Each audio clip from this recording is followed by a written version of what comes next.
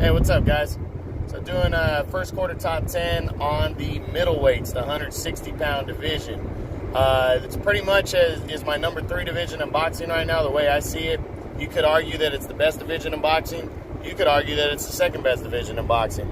After really thinking about it hard, I'm calling it my third best division right now, but it's still very good. Good enough to where I actually have a top 15, not just a top 10 at middleweight right now. So let's break that top 15 down. Now, there's nobody dropping out of this top 10 from the beginning of the year.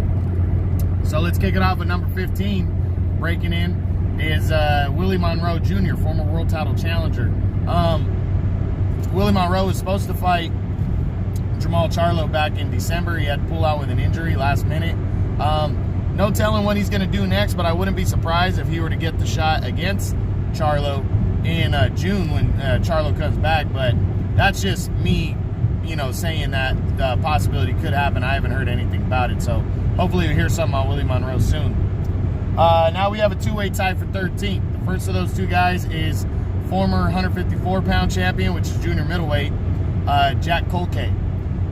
Colque wasn't ranked prior to this, but he is a good, solid middleweight contender. He's got a couple wins since he moved up to middleweight. He lost to Demetrius Andrade a couple years back, and then lost to Maciej Sulecki, but both close decisions. Even the Sulecki fight, a lot of people thought he won, but he's worked himself into the title mix now. And this Saturday, April 13th, he's going to take on former world title challenger Sergey Derevyanchenko in a IBF final eliminator, where the winner would be in line to face the winner of Canelo and Danny Jacobs, which is a big deal. So, so he just to get a title shot is huge, but to possibly land the winner of that fight is even bigger. So, big opportunity for Colque. I'll give my prediction when I get to Sergey Derevyanchenko in a few minutes. Tied with Colque for 13th is former WBO champion Hassan Nadam. Nadam's actually getting rumored for a couple fights here. First, a few weeks back, I read that Jamal Charlo he's on a short list for Jamal Charlo in June for Charlo's next fight. And then I just read the other day that he could possibly be facing Triple G in Triple G's first fight on his DAZN contract, which is June 8th. So nothing confirmed yet. I really hope he gets one of those two guys. He's going to be a big underdog going in against either one, but just to get the opportunity would be big for him.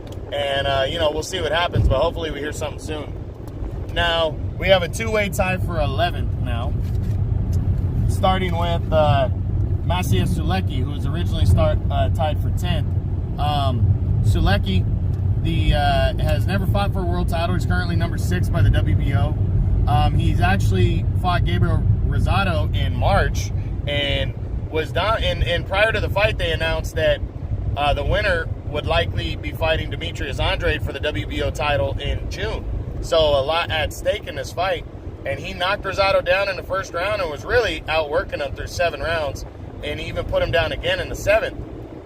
But then Rosado out of nowhere in the 8th round hurt Sulecki bad, putting him down twice, and then almost finished him off before the 10 rounds were up. But it went to a decision, and he got a 10-round unanimous decision. But it was a scary one for him. But Sulecki still seems to be in line from the latest rumor. He still seems to be in line for a possible June 15th, June 22nd world title shot against Demetrius Andrade. So I will give my prediction on that because that fight is likely to happen. It's not confirmed yet, but I will give my prediction when we get to Andrade on this list. So congrats to Sulecki because that would be his first world title shot. Tied with him for 11th is former world title challenger Sergey Derevyanchenko. Derevyanchenko last fought in October when he took on Danny Jacobs. Came up short in that fight, lost a split decision. He fought hard, though. It was a good, solid performance out of him. That was the first loss of his career. And it was such a good performance that the IBF has put him into a final eliminator already against Jack Colque this Saturday, April 13th on Fox Sports 1. Big opportunity for Derevyanchenko. As I said, the winner would be in line to face the IBF champion between Canelo and Jacobs. That's going to be decided on May 4th. So, Danny Jacobs. So, we'll see. He's got a shot at revenge and a shot at a world title again if he could beat Colque. I'm predicting him to win a hard-fought decision over Colque. I really do think the fight could go either way, though, so we'll see what happens. That's Saturday, April 13th, Fox Sports 1. Don't miss it. All right. Coming in number 10, dropping one spot for number 9, is former WBA regular champion Ryota Murata of Japan. Murata was just rumored to possibly face Jeff Horn, and that fight was going to take place in June. But Jeff Horn's wife is having a baby, and they pushed the date back, Murata did, on Horn after he had agreed for a July date, and Horn said no, he's got to be there with his baby, which I really respect that. That would have been a big opportunity for Horn, but he's having a kid. He wants to be there for his kid, so that's awesome. But other than that, I haven't heard anything on Murata. He hasn't fought since he got his ass whipped against Rob Brandt last October, and lost the world title. So hopefully we hear something soon out of him. Okay, next at number 8, and still number 8. Is that right? No, next at number 9, breaking into, he wasn't ranked before, and that is former world title challenger Matt Korobov. Korobov is returning May 11th, fighting some nobody. He hasn't fought since that controversial decision loss to Jamal Charlo back in December. I really thought hard about this. He did fight very well in that fight, and I still thought he lost to Charlo, but to fight that well against the top, 6 middleweight was pretty impressive. So I got Korobov ranked here. I think he's going to smash on his that unknown, get a knockout win, and push forward to hopefully a big world title fight later in the year, or at least an eliminator. Next, and still number 8, is the WBA regular champion Rob Brandt. He returned in February on an ESPN card, main evented, and dominated undefeated but unknown Kaysan Basingurov. He scored an 11th round TKO in that win, kept his regular championship. There's talks about a possible showdown with Australian Jeff Horn. Haven't heard anything about that since the rumors at around the fight time, which is in February. So not sure what's going to happen next. I'm hoping we hear something on a return. I'm thinking June or July, because he really didn't struggle with Basingurov. He dominated that action in that fight. Next at number 7. All right, now we have a two-way tie for 6th. I'm sorry. First is the guy who was already at 6th, former IBF champion David Lemieux, the hard-hitting David Lemieux. Well, Lemieux has made it official. On May 4th, he's going to be moving up to 168 for his first time and taking on some guy named John Ryder. After that, I will officially rank him as a middleweight, or as a super middleweight at 168. I think he's going to get a win. It's on the Canelo. It's on May 4th on the DAZN big Canelo Jacobs card. So that's a co-feature right now. I think he'll get a win. Hopefully he'll get a knockout. Lemieux is still entertaining, really entertaining, and I like watching him fight. So hopefully that's what goes down for him. May 4th on DAZN. Lemieux versus John Ryder. Next, and tied with him for 6th, moving up one spot from 7th is the undefeated former 154-pound champion and current WBC interim champion Jamal Charlo. Just heard that Charlo's going to be returning likely June 8th is what the report said, probably on Fox Sports, or Fox, I'm sorry, and there's a short list of opponents. The most notable one was Hassan Nadam. I wouldn't be surprised if Willie Monroe Jr. got the nod for this fight. Charlo either way would be the favorite and should get the win as he tries to stay in line for the WBC title and the winner of Canelo and Danny Jacobs. We'll see if they mandate that fight after May 4th. But I think either way he's going to get an impressive win in June. Okay, next at number 5, and still number 5, is the undefeated WBO middleweight champ Demetrius Andrade. Andrade returned to action in January when he took on Arthur Akakov and dominated Akakov. Really picked him apart. Didn't hurt Akakov, but the referee stopped the fight way too early in the 12th round. He didn't even seem like he was hurt. He stopped the fight, didn't let it finish. Technically, he got a TKO win. If he didn't, it would have been a one-sided shutout unanimous decision for Andrade. Either way, he got the win. Now it's looking like he's in line to face Maciej Sulecki in June, likely June 15th, June 22nd.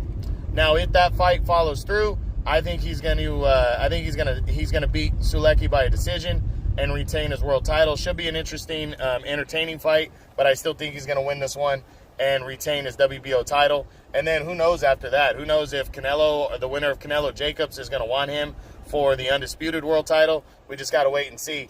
If Jacobs wins, I think Canelo and Jacobs would have a rematch. So I think that would eliminate the possibility of him fighting for a title. But if Canelo wins, I think he might get the nod. But I really think Canelo's favoring a fight with Triple G, a third fight with Triple G. So just got to wait and see. But I think if Andre fights in June, he's going to get a decision and stay champ. Next, and still number 4, is the undefeated former WBO champion, Billy Joe Saunders. Well, Saunders was rumored to be moving up to 168, and he has officially set his date. May 18th, he'll come back against some unknown guy named Shafat Isufi. It's going to be for the vacant WBO interim super middleweight title. It was projected that he was returning this month of April and going to fight for the full WBO super middleweight title. But champion Gilberto Ramirez, who's moving up to 175, is moving up and testing the waters there, so he wants to stay champion for the time being. Personally, I think probably by the mid-month report, or the mid-year report, top 10's, Ramirez is probably going to relinquish that title, and then Saunders is going to become full champion. So we just got to wait and see. But yeah, it should be interesting. May 18th, that's probably going to be brought to you by ESPN, given that he's a Frank Warren guy, and they signed a co-promotional deal with ESPN and Top Rank Boxing. So, yeah. So I'm predicting probably a decision, possibly a knockout. I'm not sure how much power he's going to carry up to 168. But, yeah, he should be a WBO champion at some point this year at 168 pounds. Next, and still number 3, is the former IBF champion, is the current IBF champion, Danny Jacobs. Jacobs is returning May 4th on DAZN. We all know that. Big fight with Canelo Alvarez. Can't wait to see this one. By the mid-year report, this fight will be done. I'm picking, I'm not going to give my prediction, but I do think Danny Jacobs has a really good shot in this one to pull off the win and unify all the belts. If he does that, I believe he'll rematch, depending on how he wins. But if he does that, I believe he'll rematch with Canelo in September. But we just got to wait and see. Next, and still number 2, is former unified champ, Triple G, Gennady Golovkin. He announced a 6-fight deal with DAZN, a big contract, and to close out his career with DAZN. The first of those is a June 8th fight. We don't know against who yet. I've heard some unknown guy, undefeated unknown guy being mentioned, and then Hassan Nadam, former WBO champion, being mentioned. Just got to wait and see what happens. But either way, he should be coming back June 8th. It's not going to be too threatening of an opponent because I really believe they're pushing a Triple G trilogy. Even though Canelo said Triple G had to have a title for them to fight again, I doubt that's going to happen. These two guys, almost for sure, as long as Canelo beats Jacobs, they're going to be fighting in September. So expect an explosive knockout win for Triple G when he comes back. And finally, still number 1, is the WBC, WBA unified middleweight champ, Canelo Alvarez. He's coming back May 4th against Daniel Jacobs, the IBF champion, as they attempt to unify belts. Big time fight for Canelo right here. He's got his hands full. Jacobs is a very good fighter. But Canelo not shying away from anybody. I really respect that about him. A lot of balls from Canelo, and I cannot wait to see this one. My prediction, Canelo wins a close decision, but I think it's going to be convincing enough to where it's not going to be controversial, but it could be. And I definitely think it could go either way. I definitely think Jacobs could pull off the upset. But I think Canelo gets him decision and punches a ticket for a Triple G trilogy taking place in September. All right, guys, that's it. Hope you enjoyed it. True Boxing, you've been hit with the truth.